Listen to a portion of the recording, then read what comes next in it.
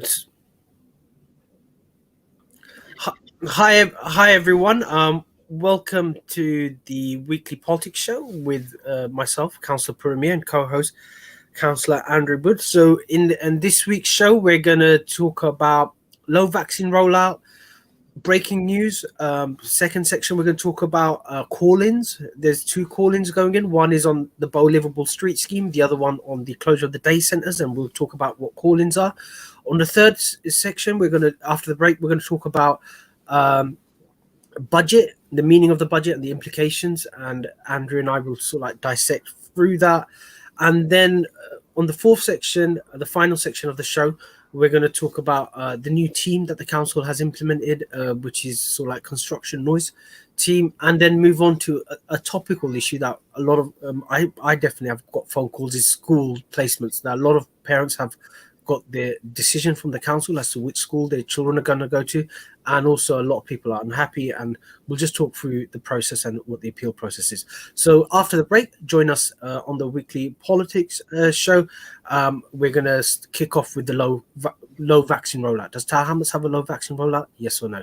Join us after the break.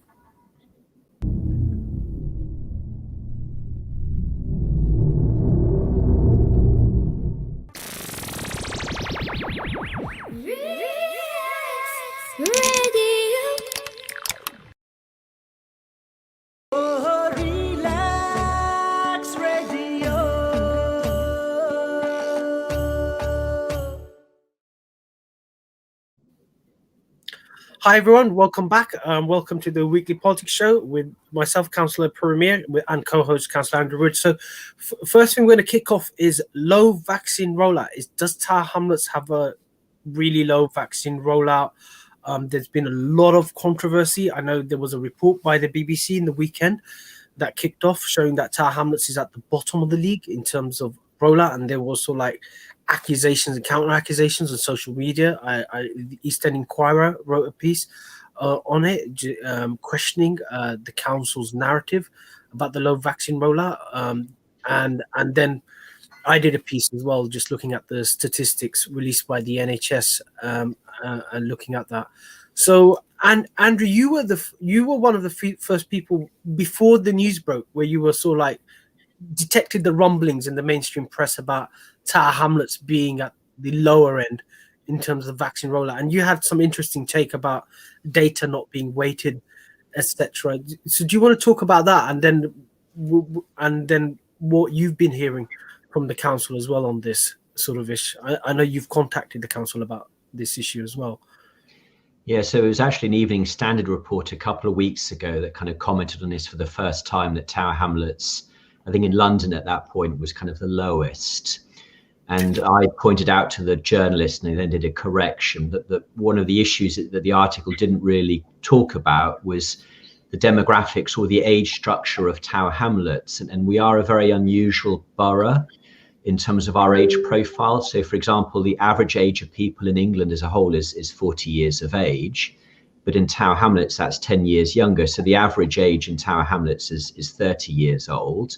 And we're actually the fifth youngest borough in the country, because basically what we have is, obviously we have young people at school, and then we have lots of people who arrive in their 20s, work in London, and then they kind of start leaving, maybe when they have children or for other reasons when they're in their 40s. So we have this very unusual demographic where kind of the population is like this at the teenage level, then it kind of goes fat for the people in 20s and 30s, and then it sort of thins down at the top. And I think this is still correct, we have the lowest proportion of over 65s in the country. And most of the vaccine rollout so far has been to those old age groups, and we've got fewer older people than other boroughs in the country. So we'd always expect to be at the bottom. There are other issues with vaccine hesitancy as well, but there's still some kind of missing data. So it'd be really good to kind of see something that kind of proves that mathematically that that actually we are sort of on the same level as everybody else when you look at people in 65 and above. And that's what I asked Tower Hamlets Council for on Monday, when this latest article came out from the BBC at the weekend that said that Tower Hamlets had the lowest vaccine rollout at 14% of any council in the whole of the country. So on the back of that, I actually went to the COVID champions briefing. So just to let the listeners know that every week the council does a COVID kind of briefing for stakeholders, people who are interested, to just listen to the public health team and question about it. So they did an interesting breakdown where they showed they used the Northeast London health area as sort of like the benchmark, but it showed that in every single age group we were hitting below. So even if we're dealing with smaller numbers, we were consistently below. Apart from people in care homes, we were consistently below the Northeast London average, and that's much lower than say the national average. So the national average is higher. Then you got the Northeast London average, which is lower, and then Tower Hamlets is below that. So it seems like even with these small numbers, we're not hitting the targets, so to speak. And it seems to be some kind of blockages somewhere in the way we're rolling out the vaccine, and it seems to be quite systematic. The other thing is the NHS does a release of statistics, NHS England, in terms of that. And if you look at the NHS statistics, for every single geographic area, they call them MSOAs, what they use for statistical purposes. In every single ward, we're hitting below the national average, but between the wards, there's a massive discrepancy. Like the best performing is what they call Bethnal Green East, which is say at the north end of the borough, at the Hackney end, and the worst performing is Aldgate, which is now Whitechapel, and the Brick Lane area. That seems to be like the worst performing consistently, although you've got some statistical sort of like jumping up and down, but there seems to be a pattern there. So even within Tower Hamlets, even though we're hitting below that, there's massive discrepancies in terms of geography, and it seems like there seems to be some kind of systematic or structural reasons why we're not getting the vaccine rollouts, and that's what I've discussed, and it seems to be reflecting on our testing, that we're the lowest in terms of testing as well in all London boroughs, and it seems like the same patterns are feeding through in the vaccine. Have you had any comeback from the council in terms of addressing their comms, or have the council officers replied back to you in terms of when you question them on these statistics, etc.? So not yet, because also last week this issue about the geographical differences of vaccine uptake was also raised as well. That at that point it was somewhere between 46 and 90% sort of uptake, depending on the areas. And as I said, that the lowest was in the northwest of the borough. So the council definitely are aware of the issue. There's no doubt about that. But I haven't had a sort of report back yet, or a meeting where they kind of said what they're going to do about it. I mean, there are, we can speculate to some extent that perhaps some of the reasons are, where the physical vaccinations are taking place. So the bulk of them have been kind of just outside our boundaries, and so the Excel Centre and in Stratford, which might favour people again who live in the sort of the east of the borough, and sort of not so great for people who live in the west. But a lot of that is kind of speculation. But I think it's very clear that until we go to a sort of local vaccine rollout, that we continue to have issues, I suspect. And my other concern is that as Puru was just saying, is we haven't actually been vaccinating that many people, because these older groups are quite small, and as we kind of go down that sort of age group and we start hitting people in their 50s and 40s, which will be in the next couple of months, the number of people that we need to vaccinate within Tower Hamlets is going to quadruple as the age groups get bigger and bigger. And then as we get down to age 30, and then, as I said earlier, it's that age group of 30 that's the biggest age group.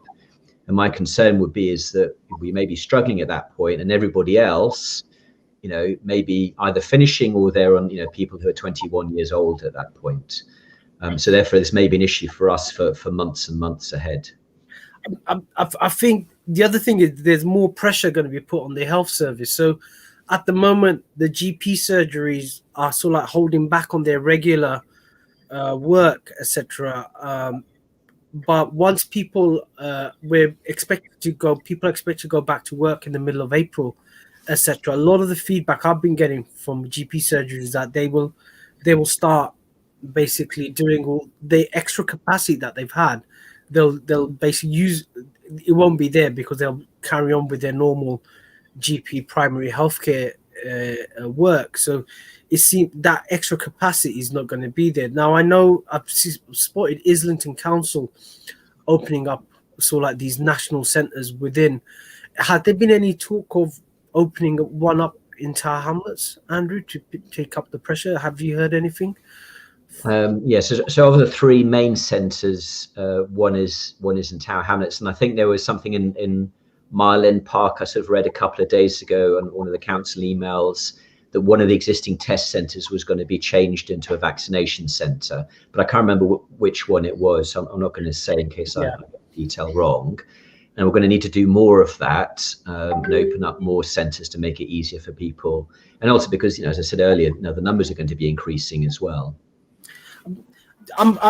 This weekend I've been invited to so everybody's having similar conversations. So in also like inner city boroughs, people have picked up that we're below the national average in terms of London.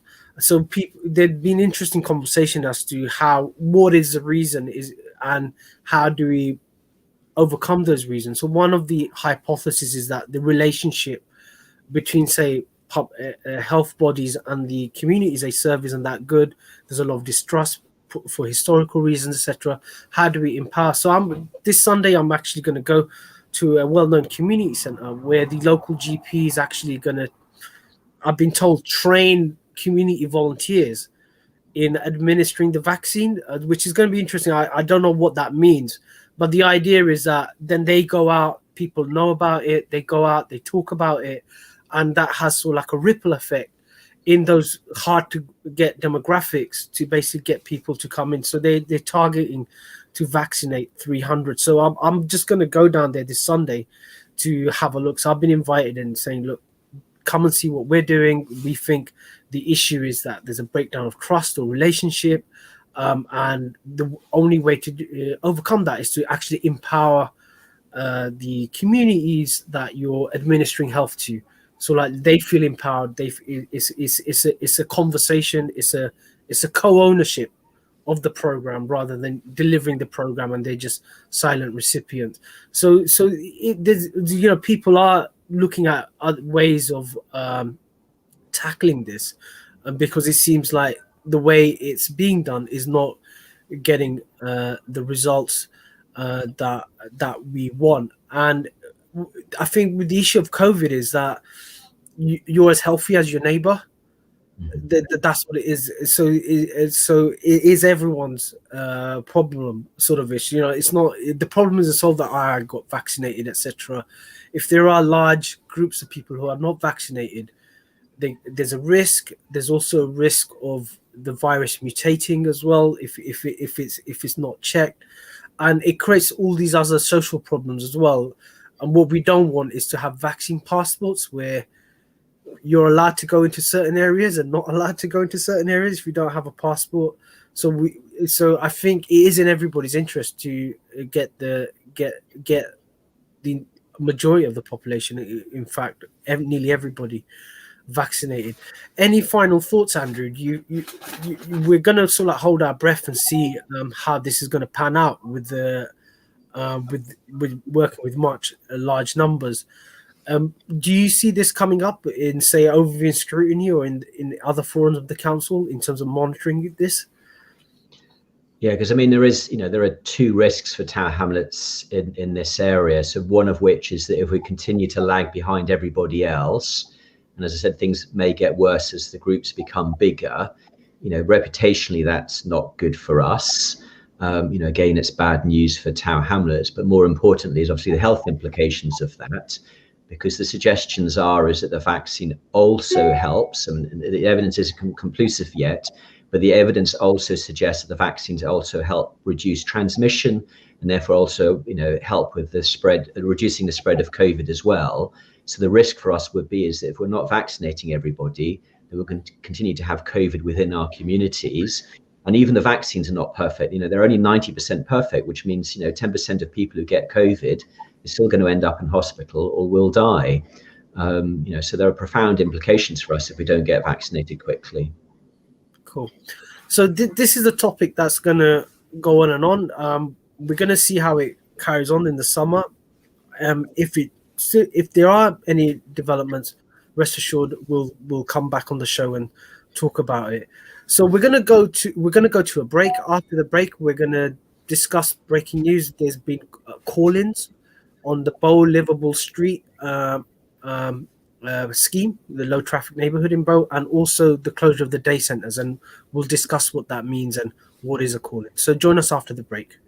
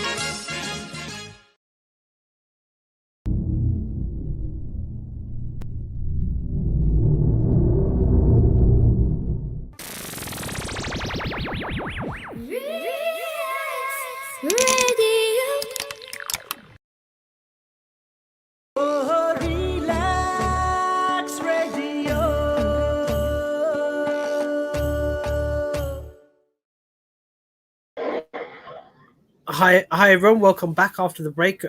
This is the weekly politics show with me, Councillor Premier, and co-host Councillor Andrew Wood. So, in this section, we're going to talk about the call-in. So, we just got confirmation just before 5 that the council has accepted 2 call-ins.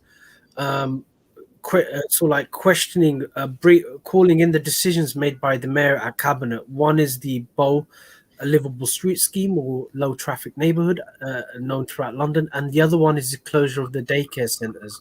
So a call-in is a process where, as part of the scrutiny process of council decisions, any decisions made by the mayor and his cabinet can be reviewed or can be called in by 5 councillors signing a document saying this is a decision, they disagree with it, stating the reasons and stating the alternative proposals. And then that goes to a special meeting of overviewing scrutiny, where the scrutiny councillors would hear the case by the petitioners, the 5 councillors, or their selected spokesperson, to put the case why the decision should be reconsidered. Then a lead member or the mayor himself would come and give their point of view, and then they will have a discussion and vote on whether they call in the decision.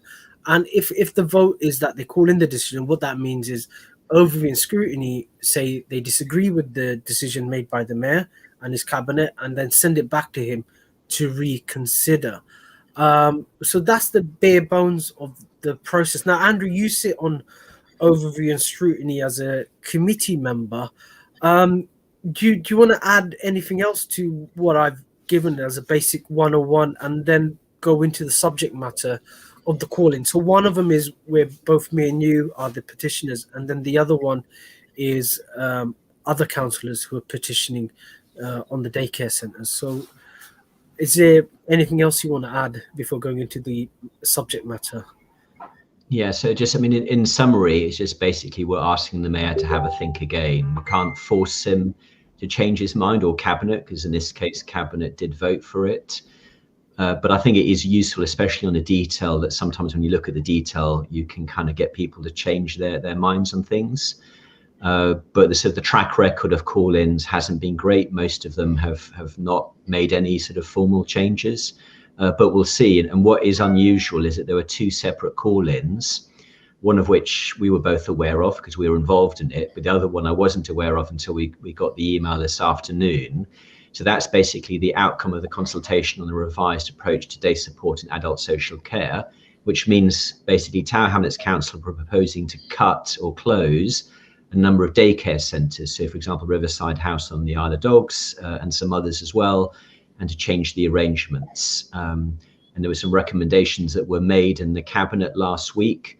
And you have 5 working days after the end of after the cabinet decisions are made to do the call-in. So obviously some councillors are concerned about that, and so was I, to be honest. But we kind of thought it was a done deal and we couldn't do anything about it. But obviously other councillors disagree with that and think that a call-in may have some impact. And then the second one is, as we were just saying, was Julie would like to talk. Let me get rid of that. Hold on, let me just get rid of my Alexa. So the second one was the Bow Bus Gateway. I just received an email just before the meeting started where there's some questions for us about it. So the council haven't formally accepted our call-in yet, and we've got until Monday to just answer some questions that they have asked. So that's kind of hot off the press. Okay. Can you go into the do you want to go into the details of that, or you don't want to go? Well, so the problem with livable streets has kind of gone through various sort of phases, shall we say, and at each sort of phase there have been changes. So what happened last year? So there was a cabinet meeting where the Bow livable streets first went to cabinet. I think it was November of last year. And there was lots of discussion and debate, and the mayor sort of said that he wanted more time to think about it. And what therefore happened is that they went away and thought about it, and they made a number of quite big changes to the Bow livable street scheme, which is one that was then announced last week. And what the council are now sort of saying is you're kind of you're raising issues about what happened last November and what happened last week. But you're only allowed to ask about what happened last Wednesday, and what's the link of the issues that you're raising. And part of the problem is that the mayor said he wanted to have a rethink last November, but we didn't know exactly what he was going to do. Yeah. He just sort of said he was going to go away and have a think about it, and he came back with some things that we had been concerned about. So the equality impact assessment was rewritten, also allowing carers through bus gates, blue badge holders through bus gates, GPs, Royal Mail delivery vehicles, and taxi card holders. So there were lots of improvements, but there were still issues missing. And I think one of the key issues is that they rewrote the equality impact assessment, and some of the things that we are raising are actually about that rewrite of the equality impact assessment. So I think it's slightly unfair for the council to kind of ask us to kind of go back to last November because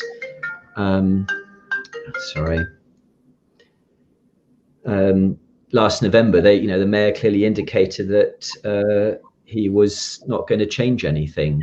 Sorry, that he was going to make changes, even though at that point it was unclear. So, my understanding is that it's like it's like a planning one. You have an outline planning decision, and then you agree the details of it.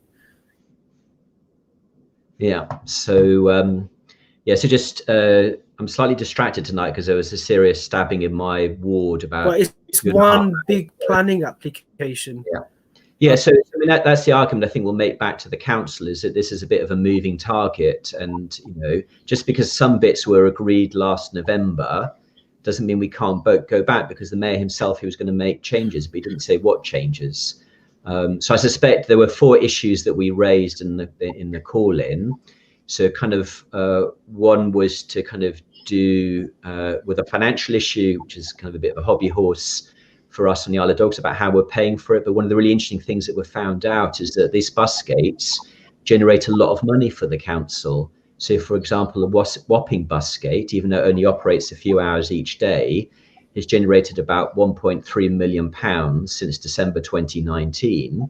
Because even though it cuts down traffic dramatically, even if you have one vehicle go through every 3 or 4 minutes, every time a vehicle that drives through that shouldn't do, that's £65 to the council. And even if you deduct the cost of the camera and the cost of administration, it's very clear that bus gates are generating a lot of money. And then there were other issues that we raised, and perhaps you should talk about your part of it. Yeah, so I've basically raised, it's sort of like, the issue is that when the decisions are made about these low traffic neighborhoods or livable street schemes, they just look at the area within the zone, but they don't actually look at the impact of it. And these schemes are designed to move traffic out of these areas and onto other roads. And the issue is that if we're going to make a decision, we need to look at the impact as a whole on the residents. And historically, and even now in Tower Hamlets, and this is throughout London as well, is that what tends to happen is poorer neighborhoods tend to be on the busy roads, and that's a historic issue, and that's fed through. So a lot of our council estates are on actual busy roads. So if you go down from the Bow flyover to down Bow Road, Mile End Road, and Whitechapel, and you just basically go down that road, you see at either end of that road it's dotted with social housing estates after social housing estates.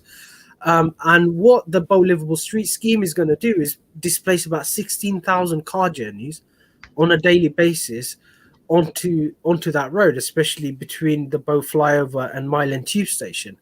And there's been no consideration about that. And the council can do things. They could put up more trees on that road to disperse the air pollution, or put up a vertical gardens, or if necessary, put up air filters, etc. But there needs to be some kind in homes, etc. Because there needs to be some kind of consideration, because we know that air pollution is quite damaging. It damages people's organs, their respiratory system.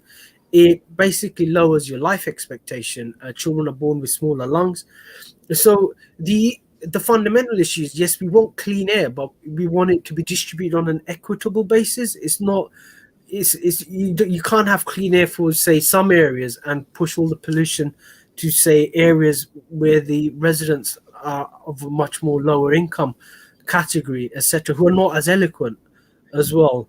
And we need to have much more think about clean air justice for all. I know there's like a Twitter handle out there. There was a girl who passed away in South London from air pollution, asthmatic, and a lot of her friends and family group believe that it's because of traffic displacement. And so more and more people are talking about it, that yes, we want low clean air, but we want clean air for everyone, not just people, for everyone, and that includes people who live on these busy roads as well. And we need to have a holistic solution to that. So that's the basic argument. I think everybody wants clean air, everybody wants low traffic, but we want to do it on an equitable basis, not just create even more pockets of deprivation, but this time environmental deprivation. and that's the basic argument. Yeah. So just the last issue in our call-in was about emergency vehicle access, because some freedom of information requests that we found make it very clear that the emergency services support in principle livable streets and making streets safer, but they do have concerns about how you do that and the physical roadblocks which prevent them getting through, which is a major issue for ambulances because of how they operate. So we're basically kind of asking that rather than just blocking off roads completely, that you put in gates that the emergency services can still operate. And we also need to sort of see what they said about livable streets. So just because we found it on the FOI, we should be reading that information in the council report as well. So do you know the timing of the meeting before we go to the break? What time? It'd be on the council website. So next Thursday at 6:30 is what they've set aside. So hopefully, once we sort out the technical issues of our call-in, listeners could log into the council website 6:30, and you could listen to both call-ins and look at the decision, and we'll feedback at next week's show as a result of that. Now we're going to go to a break. After the break, we're going to just Andrew and I just going to dissect the budget for everyone and the implications of that, and we're going to slightly talk about construction noise, and there's a new team the council has put in place for that. So join us after the break for that. So we're just going to go to a break.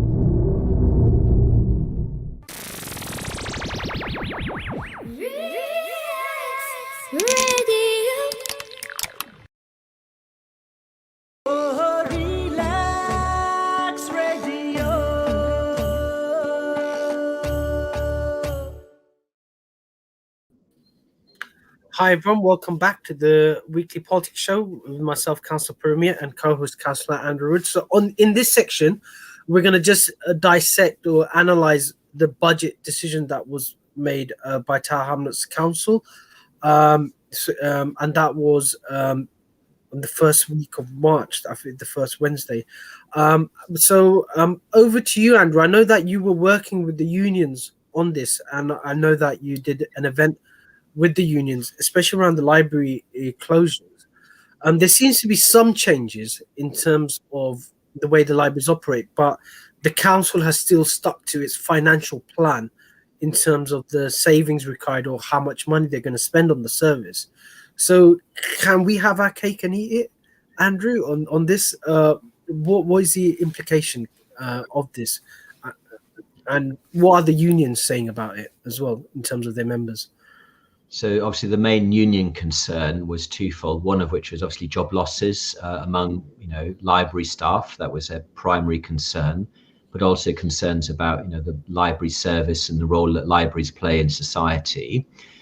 And there was a kind of partial victory in the sense that the library in the Isle of Dogs at Cubitt Town Library was going to close completely. That was sort of in the original consultation. And the council have changed their minds on that, and they will keep it open, I think, for at least 5 days a week. I think slightly reduced hours, but certainly that's very positive news for the Isle of Dogs. And I think also the hours will be increased at some of the other libraries as well. but the council will still make other changes. So that, say, for example, the number of evening staff will be cut back. So the final paper that they proposed is actually they would still save pretty much the same amount of money as they originally going to save, and it would still be job losses, but less than what would be, I think, so going from 35 job losses, I think, down to 25 job losses. So still substantial changes for staff. So I'm not sure the unions are entirely happy about that, even if the news is slightly better than it was than we originally thought. And I think it's sort of clear that the reason for that change, I think, was a kind of combination of factors. I think it was the residents who wrote in and responded to the consultation and asked for it not to be closed, the union campaign, and I think also the letter from the 12 Labour councillors, that was one of their requests, was basically that the cut to the libraries be reversed. And they didn't achieve any of that, but at least on the libraries, there was some good news. And as we were just discussing the last segment, is that the other call in is to do with the daycare centres closing. And that was another key budget issue as well, that the budget agreed to close those. So where do you see it going? I know in the council's speeches, in your amendment, Councillor Khan in her amendment, and in various speeches, both from Labour councillors as well, there was a request to the executive mayor to actually review it, that the picture is moving, and we need to basically see where we are, because it was just the day before Rishi Sunak announced his budget. We don't know what that fully means for Tower Hamlets. We're coming out of lockdown. We don't know how the economic recovery is going to pan out. There's uncertainty around Brexit as well. There's articles in the news about the impact on trade, etc. Businesses moving out, etc. So in light of that, there was a lot of requests, multiple requests for us to actually revisit the issue of the budget, say in the summer, sort of ish. Has there been any comeback from the administration on that, Andrew, or have they responded to that? No, they haven't. And to be fair to them, this is an impossible time to be setting budgets. But I think it was particularly difficult, so setting a budget last December, and Rishi Sunak didn't even try, because he originally was going to do his budget last November, I think, and he delayed his until March. Whereas what we agreed sort of a couple of weeks ago was basically something that was set in stone last December. So the argument that we were trying to make is, let's look at things again, probably in September, because by then we'll know a lot more. We'll know, has everybody been vaccinated? Are people going, back to their offices or not? What is the economic impact on the UK and on the economy of Tower Hamlets?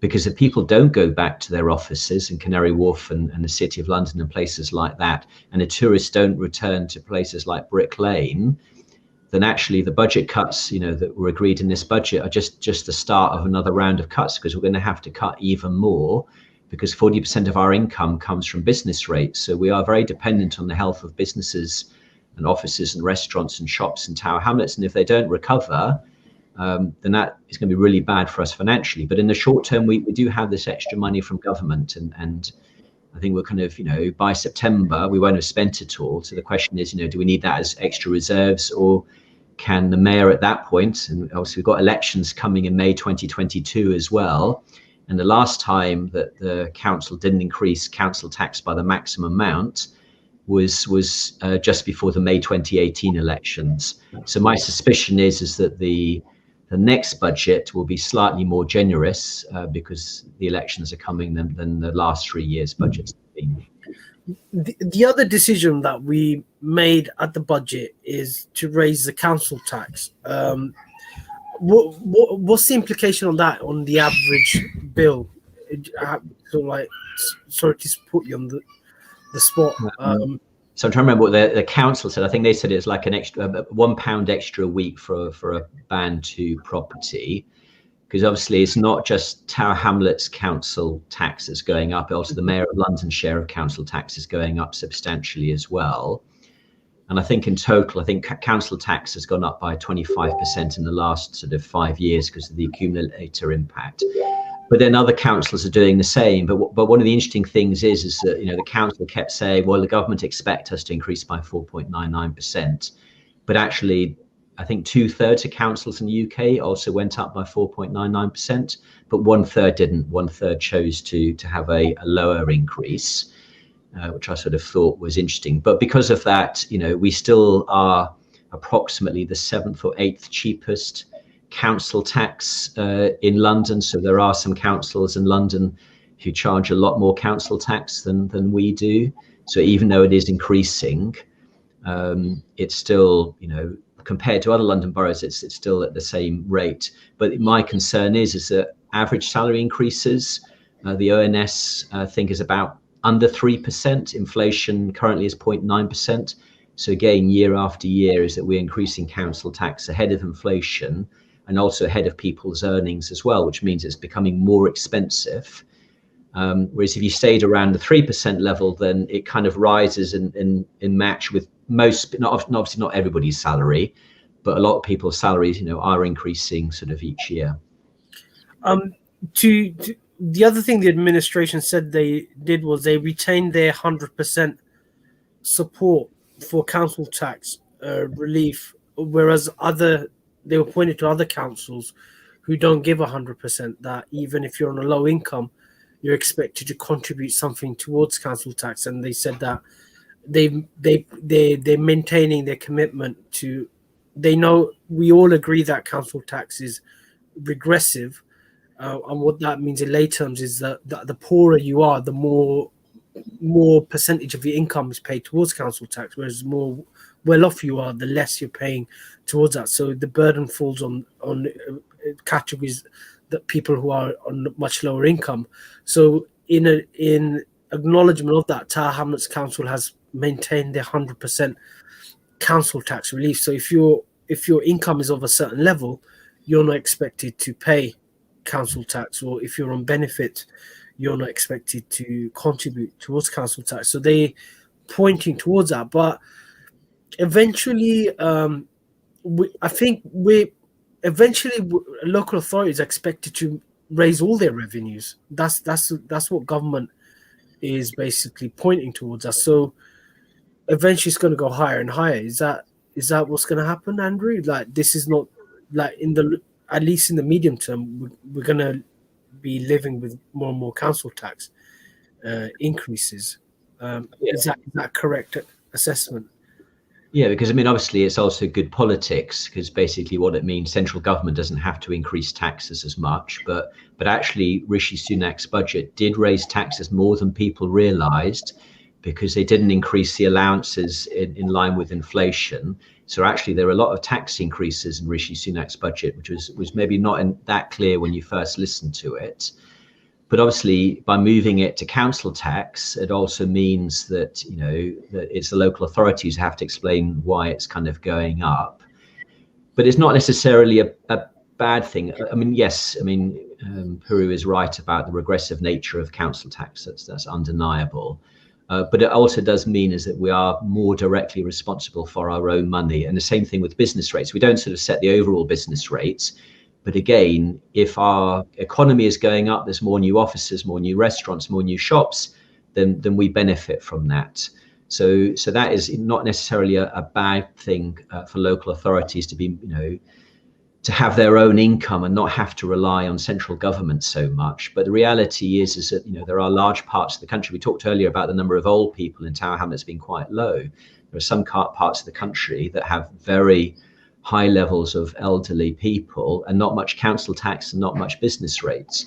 So the reality is going to be some parts of the country that can never rely just on council tax or business rates to fund adult social care in particular. So I think it's only if adult social care was centrally funded, I think maybe at that point it might be possible to do things just via council tax. But every government, including this one, has not done a good job sort of thinking long term. They've done the thinking, but actually doing something about our adult social care challenges as we become an older society. I think there is discussion. I think the government saw something they want to have a cross-party consensus on this, but we've been hearing this for the last 10 years. There needs to be a cross-party consensus, but there never is. consensus, but it is becoming more and more an issue in Tower Hamlets as well. That I've been sort of like, although our elderly population is small, it is growing because people have much longer, which is good, are living longer, etc., etc. So it is something that we're having to think more and more. Any final thoughts on the budget? Is there anything you plan to do, or the Conservative group plan to do on like scrutinizing or taking the discussion forward? So I think in the short term, no, but I did make a complaint about, there was an article in our East End today which was inaccurate. So the our East End article basically said that government hadn't stepped up and covered the costs of COVID, and actually that's not true, at least not so far. But I think the key point is going to be, when we get the Q2 reports, the financial reports, which should be around September, October time. And I think at that point, I think we do need to reassess and see how things are going. And it'll be as simple as, are the shops busy? Is Canary Wharf busy? Are the tubes busy? And if the answer is yes, great, that's good financially for us. And if the answer is no, then we kind of know we're going to have problems in the future financially. Cool. So after the break, we're going to go into a break. After the break, we're going to just talk about the new noise construction team that the council has put together, pilot scheme on the island and South Poplar, and then we're going to move on to school placements. I know I've been getting questions. A lot of parents have got the choices in terms of what schools their children are going to go to. Some people are unhappy about the choice that they've been given. So we're just going to talk through the system and how, if anybody is unhappy about a decision, how they can appeal. But join us after the break. Now we're going to go to a break.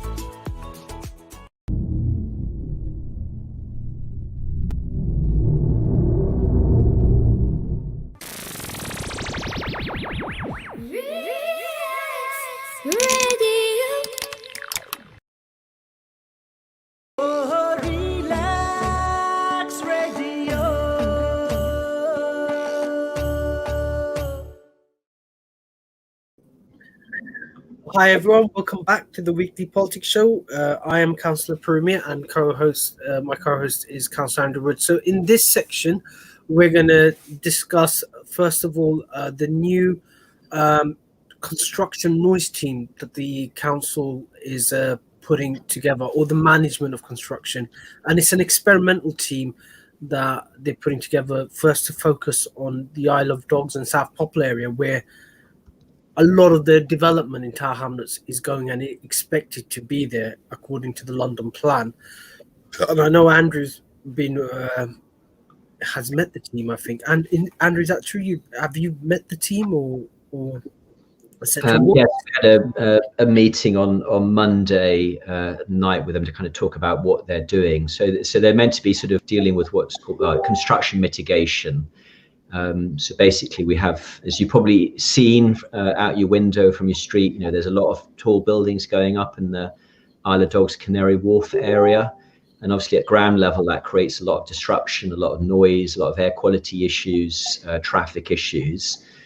And we've been complaining about these issues for years. And these buildings generate huge sums of money for Tower Hamlets Council and kind of Section 106 and SIL.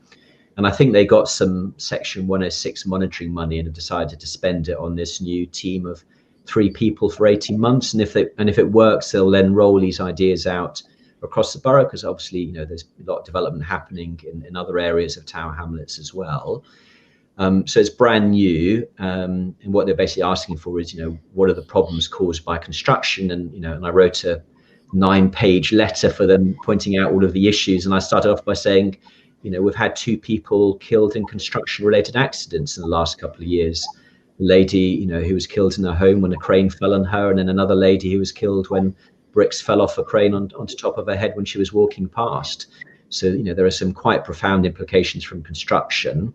So we'll see what happens. But one of the key things, I mean, lots of people complain about construction noise. And one of the things I particularly learned is that it's the health impact that's most important to mention when you are complaining about noise, not just because it, you know, it does have a health impact, it clearly does, but also in terms of the legislation and the guidance nationally, is they kind of play a lot on the sort of the health impact and construction. So, for example, the government last year allowed construction sites to work later to catch up because of COVID, or because, you know, workers had to socially distance or had to come in, you know, on public transport at different times. And they kind of said there was an exemption that if the work was happening in a really dense residential area, that the council could say no. And of course, Tower Hamlets Council never say no to developers, or at least not on the Isle of Dogs. But one of the things when I then sort of, you know, asked the minister concerned, one of the things he then wrote back and sort of said, you know, he pointed out, you know, it was actually on health grounds a lot of the legislation is based. So if you do have noise issues and construction issues locally, when you do complain to the Tower Hamlets Council noise team or the environmental health team, you know, do mention the, you know, the public, you know, that the health impacts on you, whether it's lack of sleep or air quality or noise or the vibration. Because quite often when I talk to people about these issues, the kind of words they use to me are kind of like the words you use with a doctor. But then people don't think to say that when they're reporting the noise. They just simply say it was really loud at 3 o'clock, rather than sort of saying it was really loud at 3 o'clock and I couldn't sleep and I'm tired and I'm irritable and I'm stressed and I can't work. You know, so if you say those things, then it has greater weight. Cool. So they're going to run this experiment for, say, 3 months, and then do you anticipate this coming to cabinet or like a report, etc., that we need to watch out for if they're going to expand it, etc., or what's the next thing? So I don't know yet. So the thing that started this off was actually the GLA a few years ago wrote something called the Isle of Dogs and South Poplar Opportunity Area Planning Framework, which is basically a guide for more growth in the Isle of Dogs, and so saying, you know, they would like up to 49,000 extra homes in the Isle of Dogs and South Poplar area. And the Mayor of London was talking in that document about good growth. And there were some recommendations in that document. And one of them was for the community development panel. And the other one was for this construction mitigation team, and also other recommendations as well. And they were made back in 2018. So at last, the council is acting on those recommendations and doing something about it. But this is new. We'll see what happens. I think it's been set up. There's been no cabinet report. So I guess they've already had the Section 106 money committed to pay for this, because that was one of the questions the unions had. You know, where did the money come for this stuff? And I think the answer is the developers have paid for it already via Section 106 funds. And as a reminder, we have about £106 million of Section 106 funds sitting in the bank account. So there's a lot of cash out there to pay for some of these things. But yeah, we'll see what happens. But, you know, potentially it's a really good step. It's a kind of thing that we've been asking for years and years and years. And if it works, it could solve some of the problems that we have in the Isle of Dogs with construction, and then the lessons you will benefit from elsewhere as well. The other issue that's come up is school placements. I think people are getting letters. So around about October time, you know, parents are expected to sort of like fill in a form, giving their preferences as to which school they would like their children to go to. And it goes into some kind of independent system. The council subscribes to some sort of like automated computer system which basically puts in everything, all the information about you and your child, and then the machine makes an answer. That's my understanding of it.